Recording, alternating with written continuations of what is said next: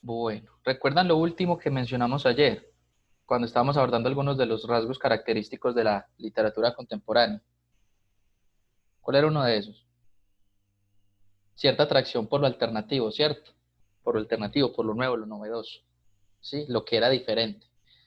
Eh, Entre tantas posibles manifestaciones o movimientos, si se quiere, tenemos al nadaísmo, que pertenece a nuestro contexto colombiano y que lo vamos a abordar como un referente, ¿cierto? Como para poder corroborar toda la información que abordamos en las tipologías de ayer. Entonces, antes de eso, vamos a abordar un listado sumamente general de algunos autores destacados. Es general, ¿sí? Créanme que se quedan muchos por fuera, pero coloqué algunos que sin duda alguna ustedes tienen que tener presente, ¿sí? Como bien dice acá, cualquier listado que intentáramos en esta materia estaría necesariamente incompleto, pero de todos modos podemos intentar uno resumido. Entonces tenemos a Jean-Paul Sartre, ¿sí? Filósofo francés y escritor francés, ganó el Premio Nobel de Literatura, entre otras cosas. Eh, Fue un pensador muy, muy importante, en especial porque era de esos pocos intelectuales que no son los intelectuales de escritorio, ¿sí? Sino que si defienden una idea, pues actúan en consonancia o de manera coherente con ella. Entonces él era bastante, luchaba mucho por las causas sociales, ¿sí? Lleva manifestaciones y demás, cosa que no suelen hacer los intelectuales. George Orwell, ¿sí? Albert Camus, otro francés, escribió, entre otras cosas, la peste, el extranjero, el mito de Sísifo, que ojalá algún día lo podamos trabajar. Es particularmente uno de mis escritores favoritos, Albert Camus. Tenemos a García Márquez, cómo no citarlo, ¿cierto? Nuestro Nobel de Literatura, creador del realismo, de la variación del realismo mágico. Tenemos a Mario Vargas Llosa, perteneciente al boom latinoamericano. Tenemos a Borges, que no puede faltar, a Julio Cortázar, a Germán Hayes, autor del Lobo Estepario, de, de Siddhartha, de El juego de los avalorios. Bueno, hay muchos libros de Germán Hayes que yo les podría recomendar y es delicioso leerlo. O sea, créanme que es un autor que no les puede faltar. Hermann Hesse, ¿sí? Kafka, La Metamorfosis, yo sé que muchos lo han escuchado nombrar, y cómo no, Ernest Hemingway, ¿sí? Obviamente esta lista está incompleta, hay un montón de autores que faltan citar, pero pues, como les digo, es solamente como unos nombres que son referentes, ¿sí? Son paradigmas y no se pueden dejar a un lado. Bueno, les voy a mostrar un video cortico y luego nos metemos ya de lleno con el nadaísmo. La idea es que nos alcance el tiempo para abordar aspectos puntuales del nadaísmo, un poco del contexto y alcancemos a leer al menos una parte del manifiesto nadaísta, del primer manifiesto nadaísta, porque hay varios. Bueno, por favor atención a este video. No lo vamos a ver todo, solo una parte. Literatura contemporánea. Abarca las corrientes y los movimientos literarios surgidos en el siglo XX y hasta la actualidad. Algunos de los autores que han dejado su influencia en la literatura contemporánea son el estadounidense Herman Melville con Moby Dick, el francés Marcel Proust con En busca del tiempo perdido, el checoslovaco Franz Kafka con La metamorfosis, El castillo, el alemán Thomas Mann con La muerte en Venecia, La montaña mágica, el estadounidense William Faulkner con El ruido y la furia, Mientras agonizo. La lista podría resultar interminable, pues en el siglo XX se dio una verdadera proliferación de escritores, incluso en Asia, y se sistematizaron los estudios literarios, además de instituirse el Premio Nobel de Literatura en 1901. Solo por darte una especie de lista de autores cuya lectura es recomendable, hay que mencionar a Stefan Zweig, Hermann Hesse, Pablo Neruda. ¿Qué pasa en 1901? Se creó el premio Nobel. Eso, Premio Nobel de Literatura, ¿cierto? Bien, Luis. T.S. Eliot, Boris Pasternak, Yasunari Kawabata, Ernest Hemingway, Yukio Mishima, Knut Hamsun, Gabriel García Márquez, Jorge Luis Borges, Julio Cortázar, Guillermo Cabrera Infante, José Saramago, Mario Vargas Llosa y muchos más. También se deben mencionar los movimientos literarios de vanguardia, importantes para la renovación de la literatura en el mundo occidental, como el modernismo. Listo, dejémoslo hasta ahí. Entonces miren ustedes que se nos empieza a hablar de los movimientos de vanguardia, ¿sí? Las vanguardias literarias. ¿A qué les suena vanguardia? ¿Cuándo o a qué hacemos referencia cuando decimos que algo es vanguardista?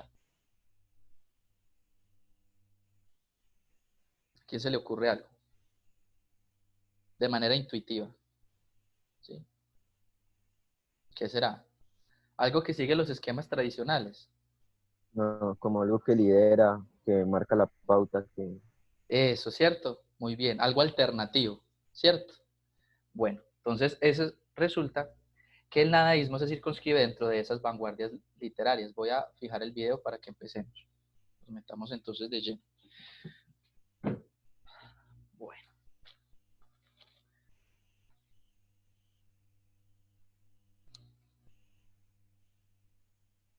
Ahí, ¿cierto?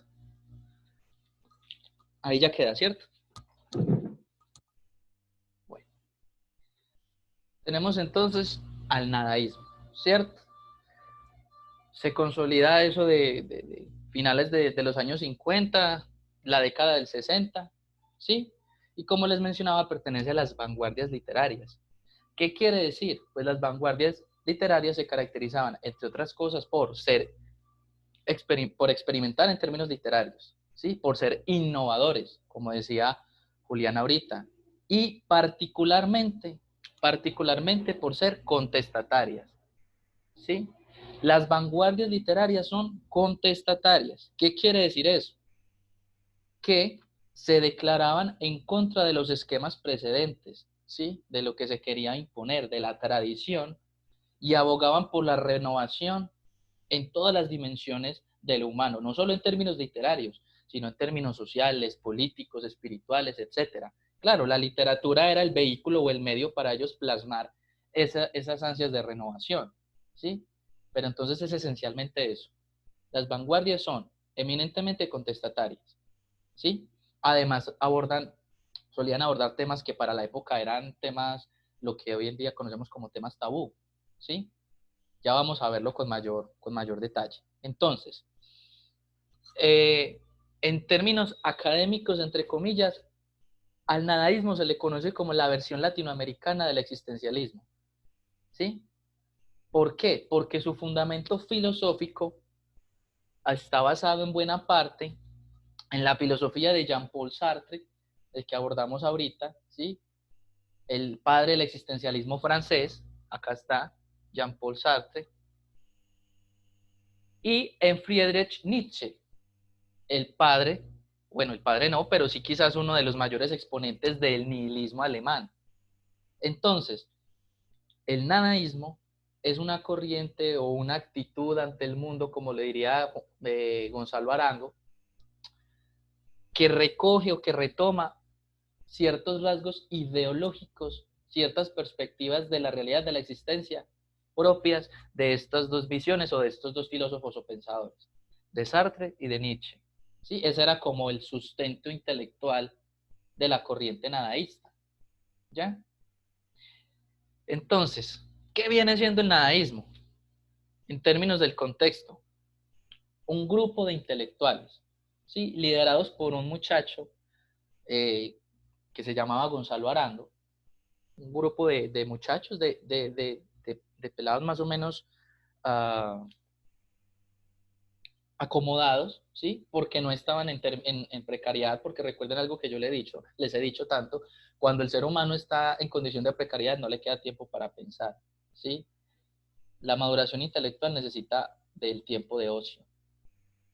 Cuando la necesidad es tan apremiante, uno no piensa, uno no reflexiona, uno no hace filosofía, uno piensa en cómo quitarse el hambre que tiene.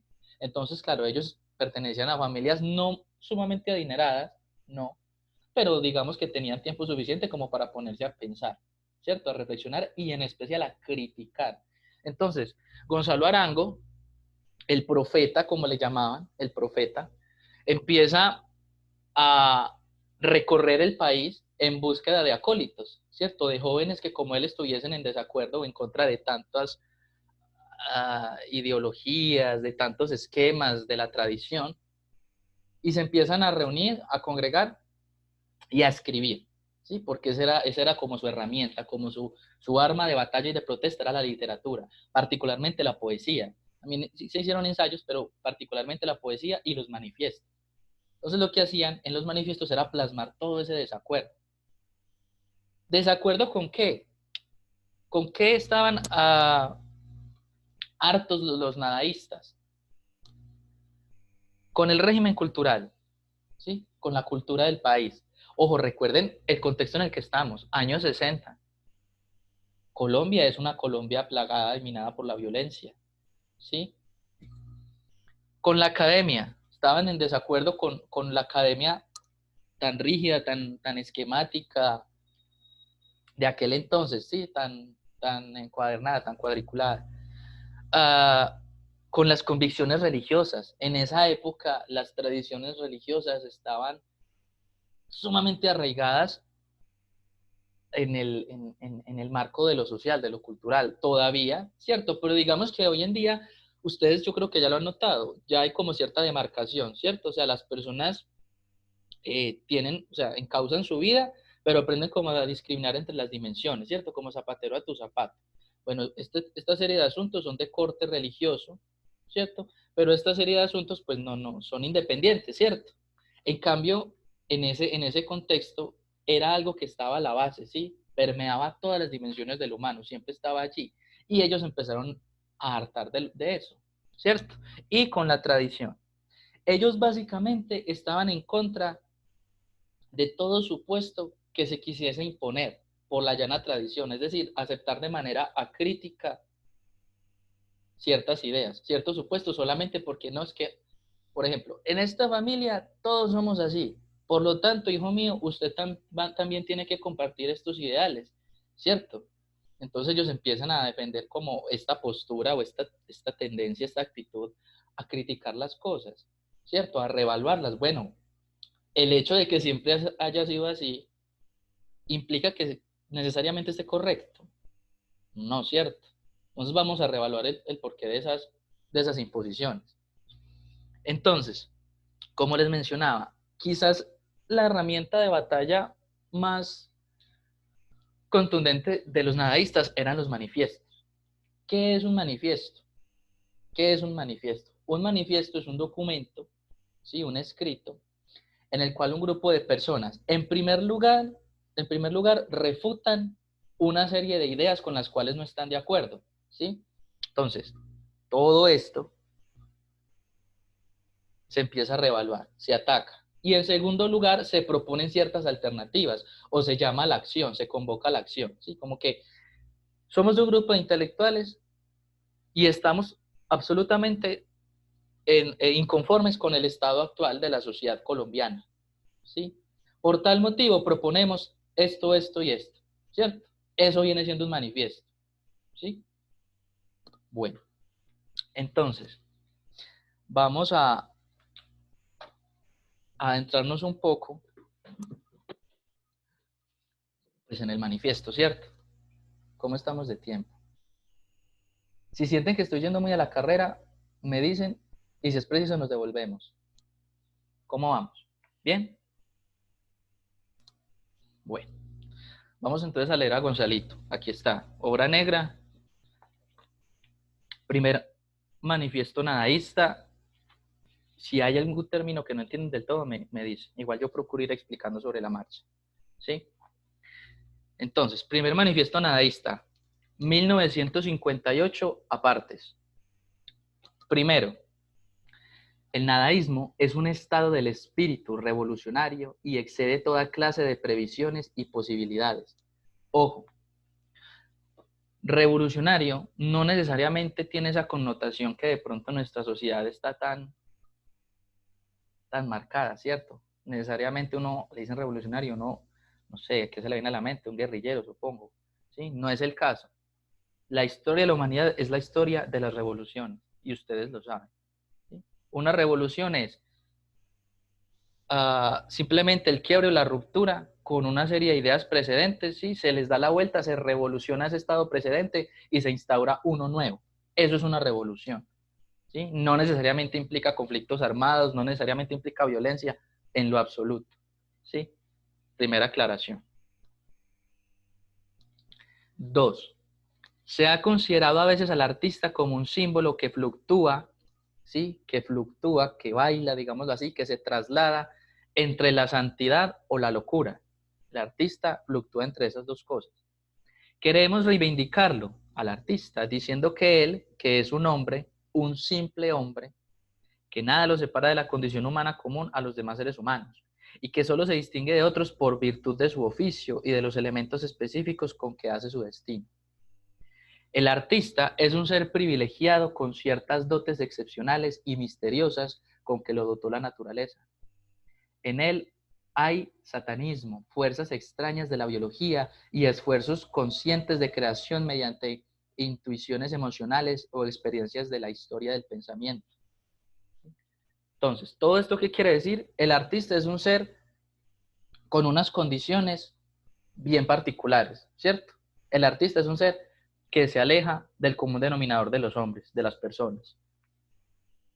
Su destino es una simple elección o vocación, bien irracional o condicionada por un determinismo biopsíquico consciente, que recae sobre el mundo si es político, sobre la locura si es poeta, o sobre la trascendencia si es místico. 3. Trataré de definir la poesía como toda acción del espíritu completamente gratuita y desinteresada de presupuestos éticos, sociales, políticos o racionales que se formulan los hombres como programas de felicidad y de justicia. ¿Sí? Es decir, la poesía es totalmente independiente, ¿sí? Desinteresada de todos esos presupuestos sociales, éticos, políticos. ¿Sí? Este ejercicio del espíritu creador originado en las potencias sensibles lo limitó al campo de una subjetividad pura, inútil, al acto solitario del ser. La poesía es entonces una creación eminentemente subjetiva, ¿cierto? Bueno, el ejercicio poético carece de función social o moralizadora. Es un acto que se agota en sí mismo, el más inútil del espíritu creador. Jean-Paul Sartre lo definió como la elección del fracaso, la poesía. La poesía es, en esencia, una aspiración de belleza solitaria, el más corruptor vicio onanista del espíritu moderno. Bueno, parece ser que entonces la poesía, hasta el momento, es un despropósito, ¿cierto? Vamos a ver. Bueno, 4.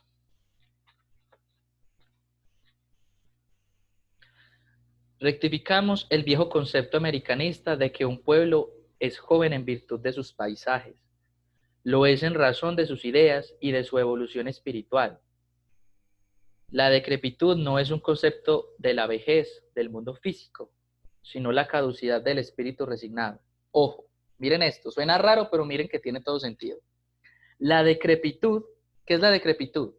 Cuando le decimos que alguien está decrépito, ¿qué queremos decir? Que ya está mandado a recoger, ¿sí o no? Ya está, como dirían por ahí, cajeteado, ¿sí o no? Bueno, la decrepitud no es un concepto de la vejez. Miren, no tiene que ver nada con la vejez del mundo físico, sino con la caducidad del espíritu resignado. ¿Sí? ¿Qué quiere decir esto? Que ustedes en este momento podrían ser más decrépitos de lo que lo es un anciano de 60 años. ¿Por qué?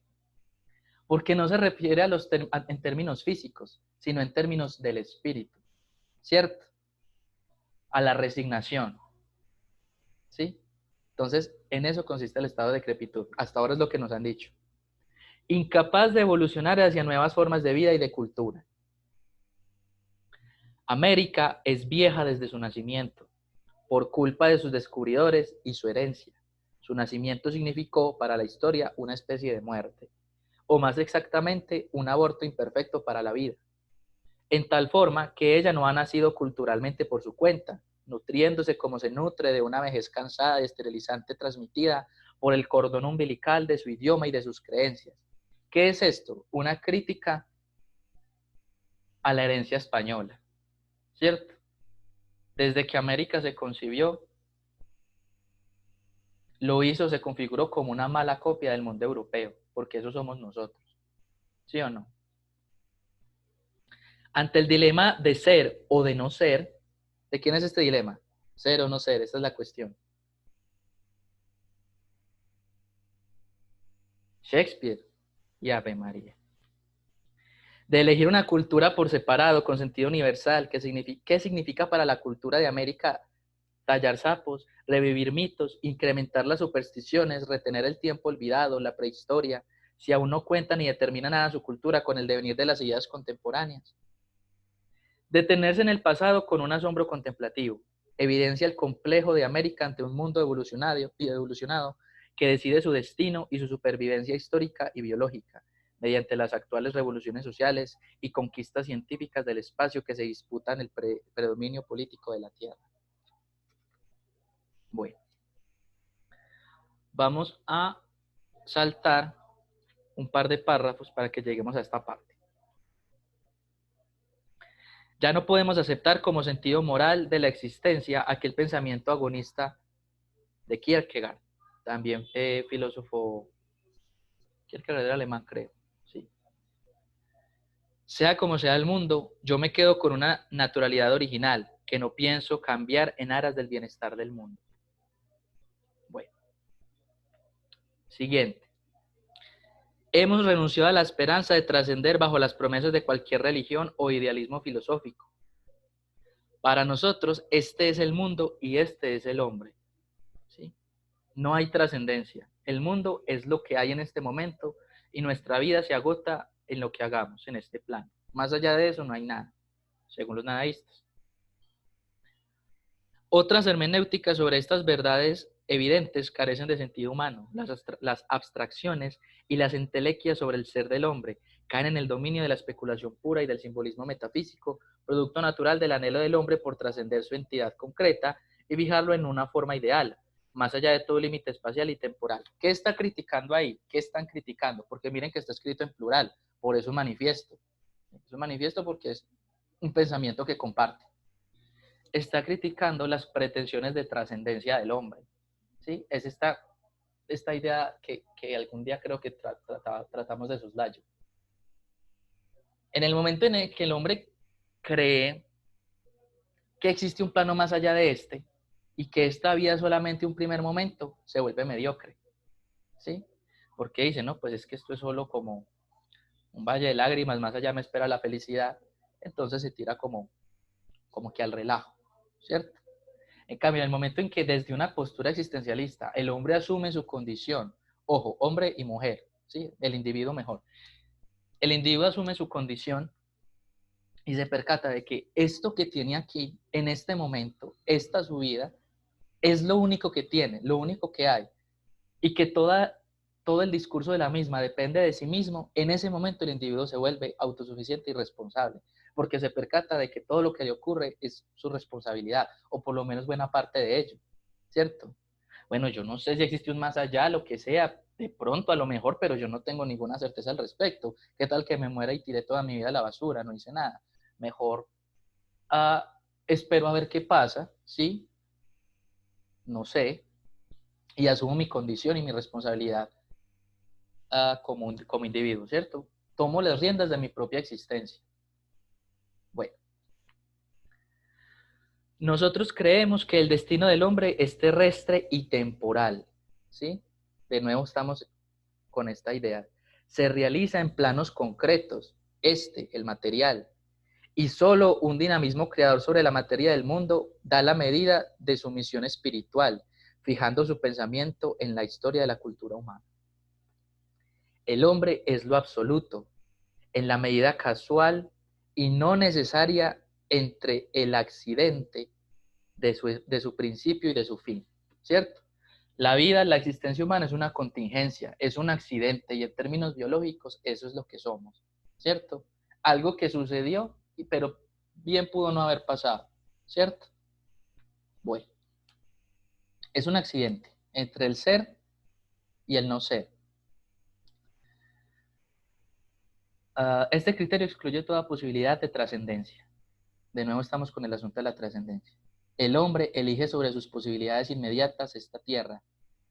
La metafísica es una investigación sobre la muerte y sobre las posibilidades trascendentes de la existencia. O mejor dicho, es una evasión del ser hacia el mismo ser que se conoce. Es por eso la creación de un mundo para sí, completamente ajeno al devenir histórico, que es terreno privativo de la política, que significa compartir el mundo con los otros. Bueno, ya se está vinculando, mire que estábamos en un plano muy subjetivo, ahorita se está vinculando al otro, ¿cierto? En este plano terrenal tenemos que coexistir necesariamente con otras personas, ¿sí? Con los compañeros de clase y con el profesor de español. Mal que bien. Por su carácter esencial sobre ideas irreductibles a la vida, la especulación pura no nos interesa como aspiración de trascendencia. Saltémonos este párrafo. Es un poquito largo y quiero llegar como a las pretensiones propiamente. Miren que hasta el momento solo tenemos que como crítica, ¿cierto? Hay apartados muy fuertes y no me quiero meter de lleno en ellos porque no quiero que me regañen. No obstante, ahorita les voy a mostrar una página en la que ustedes pueden encontrar N cantidad de escritos nadaístas. Vamos como con los puntos fuertes. Igual ustedes ya saben cuáles puntos de la tradición ellos atacaban o controvertían. Vamos con este apartado. La libertad es, en síntesis, un acto que se compromete. No es un sentimiento, ni una idea, ni una pasión. Ojo, miren que estamos definiendo libertad y la libertad es un concepto esencial para el existencialismo. La libertad no es ni un sentimiento, ni una idea, ni una pasión. Es un acto. La libertad es un acto. Vertido en el mundo de la historia. Es, en esencia, la negación de la soledad. Lo que sigue. Y ahora sí tenemos las pretensiones, ¿sí? Como todo manifiesto, tenemos crítica a algo precedente, algo que se quiere imponer. Ahora vamos con las pretensiones. Destruir un orden es por lo menos tan difícil como crearlo. Ante empresa de tan grandes proporciones, renunciamos a destruir el orden establecido. Ojo, miren, renunciamos a destruir el orden establecido. Es demasiado difícil. La aspiración fundamental del nadaísmo es desacreditar ese orden. Sabemos que no podemos destruirlo, porque destruirlo es tan difícil como crearlo, pero hay algo que podemos hacer, desacreditarlo, restarle legitimidad, ¿cierto? Y eso se hace mediante la literatura, por ejemplo. Al intentar este movimiento revolucionario, cumplimos esa misión de la vida que se renueva cíclicamente y que es, en síntesis, luchar por liberar al espíritu de la resignación. Miren entonces, es tan importante este asunto de la resignación. Un espíritu debe ser libre, no resignado, ¿cierto? Luchar por liberar al espíritu de la resignación y defender de lo inestable la permanencia de ciertas adoraciones. En esta sociedad en que la mentira está convertida en orden, ¿sí? Aplica perfectamente, ¿sí? Hay más de 40 años de diferencia y este libro está más vigente que nunca. En esta sociedad en que la mentira está convertida en orden, no hay nadie sobre quien triunfar, sino sobre uno mismo. ¿Sí? Y luchar contra los otros significa enseñarles a triunfar sobre ellos mismos. La misión es esta: no dejar una fe intacta, ni un ídolo en su sitio. Todo lo que está consagrado como adorable por el orden imperante será examinado y revisado, es decir, desacreditado. Se conservará solamente aquello que esté orientado hacia la revolución y que obviamente revolución, insisto, en términos espirituales, y que fundamente por su consistencia indestructible los cimientos de la sociedad nueva. Lo demás será removido y destruido. ¿Hasta dónde llegaremos? El fin no importa desde el punto de vista de la lucha, porque no llegar es también el cumplimiento de un destino.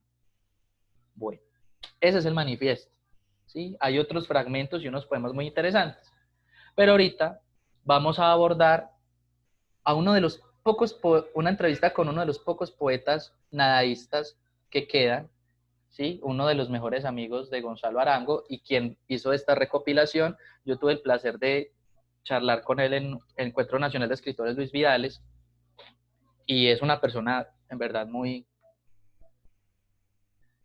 muy brillante. Entonces vamos con J. Mario Arbeláez. Por favor, mucha atención, que nos va a explicar un montón de cosas del nadaísmo, ¿sí? Él lo vivió de primera mano, es quizás fue uno de los más activos, y aún lo es.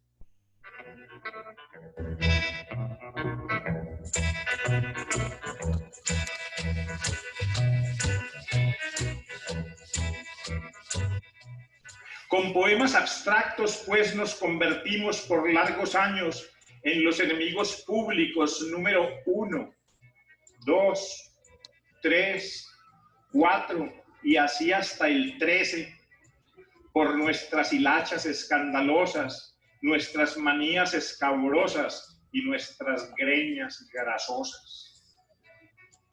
Así logramos implementar nuestra revolución sexual, consagrándonos a facturar el amor loco en lugar de poemas sobre el amor.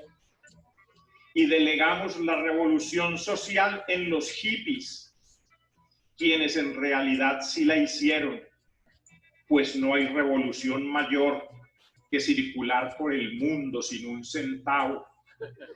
En esencia, ¿qué es el nadaísmo? ¿Qué es lo que tiene el nadaísmo que aún todavía los jóvenes se identifican con este movimiento? ¿Cierto? Yo creo que el secreto de la permanencia del nadaísmo consiste en que nunca dimos una definición concreta, una definición racional, una definición que hubiera podido figurar en un diccionario. Ni siquiera cuando nos invitaron del diccionario Larousse a que viéramos la definición, y nos pusimos de acuerdo en hacerla, mejor dicho, nos pusimos de acuerdo en no hacerla, porque sabíamos que muy fácilmente, si damos una definición lógica, por lógica también nos la podían destruir. Entonces, más bien, tomamos una posición inasible, absurda relacionada con el teatro del absurdo de Ionesco y Beckett, y también irracional en el sentido del budismo zen, como hablan los monjes en busca del satori, de la iluminación, que no es a través de consecuencias racionales y lógicas. Entonces, gracias a eso, el nadaísmo quedó siendo siempre un misterio, y ese misterio es lo que ha traído hasta ahora a la gente. Una tarde de hace ya medio siglo le alargué mis tímidas poesías escritas en papel de lija al profeta, quien arribaba a Cali a pregonar las carapulosas virtudes de ese círculo vicioso recién trazado, si le escuadra, al compás del gran arquitecto del universo, con el nombre inspirado de nadaísmo. Uno ve todavía adolescentes de 13, 12 años preguntándose por el nadaísmo, claro. ¿Y qué es? Voy a leer. Ahora, lo que sí queda claro es que es una actitud irreverente. Sí. De todo eso sí no se les está en la cabeza. Claro. Irreverente, mamagallista. Antes de que Gonzalo Arango acuñara García Márquez, acuñara ese término como casi como propio. Desde luego, pues que es una cosa de tipo popular, Colombia, sobre todo en la costa. De modo que se sabe también que estaba contra casi todo, contra todas las banderas, contra el trabajo, contra la religión, contra el poder, y también contra la tradición literaria que habíamos recibido en la academia. De modo que entonces eso, y contra las fuerzas oscuras que impedían la libre expresión, no solo del pensamiento, sino de la vitalidad de la juventud. De modo que ese fue el éxito de Gonzalo, coger a los jóvenes y decirles, hay que sacudirnos, abofetear con alegría lo que nos impide vivir con honradez. Una pregunta, ahora que están hablando de Cali, de los 50, del 58, ¿alcanzó a conocer a Andrés Caicedo, conversar con él? Claro, Andrés, lo que pasa es que Andrés era mucho más joven que nosotros, por lo menos 4 o 5 años menor. Entonces él siempre estaba rondándonos en nuestros cafés, donde nos reuníamos, y Elmo Valencia, que ya era muy mayor, no le, ay, viene ese sardino canchón, ¿no? Y viéndolo bien, la obra Que viva la música es la obra máxima de la onda que el nadaísmo propiciaba, ¿no?